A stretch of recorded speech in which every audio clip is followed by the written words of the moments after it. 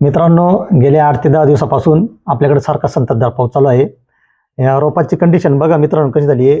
रोपं थोडंफार प्रमाणामध्ये पिवळं पडलं आहे आणि नरम पण झालेलं आहे मित्रांनो. आपण याला पिचकं म्हटलं जातं आपल्या या भागामध्ये. आणि मुळी पण बघा मित्रांनो, मुळी पण सडती याची. तसं बघितलं तर कांद्याच्या रोपाला एवढा अति पाऊस चालतच नाही मित्रांनो. पण असं आहे, आपलं दुर्दैव आहे. निसर्ग जर यायलाच लागला, पाऊस जर यायलाच लागला, तर त्याला कोणी थांबवू शकत नाही. आपण निसर्गावर मात करू शकत नाही. पण त्यासाठी मित्रांनो आपल्याला काहीतरी प्रयत्न करावा लागेल. त्यासाठी आपण बघा मॅग्नेशियम घेतलेलं आहे मित्रांनो आणि त्याचबरोबर आपण सल्फर घेतलेलं आहे. तर दरवर्षी पण बऱ्याच वर्षी आपल्याला हा प्रकार जर जाणवलाच, याच्या मागच्या वर्षी पण आपल्याला हा प्रकार थोडाफार प्रमाणामध्ये जाणवला होता. त्यासाठी आपण शेवटचा डोस म्हणून मॅग्नेशियम आणि सल्फर याचं एकत्रित मिश्रण करून आपण आपल्या रोपावरती दिलेलं होतं आणि आपल्याला छानपैकी 10 ते 12 दिवसामध्ये रिझल्ट आलेले आहे. त्यासाठी आपण आज आपल्या रोपाला मॅग्नेशियम आणि सल्फरचा डोस देतोय.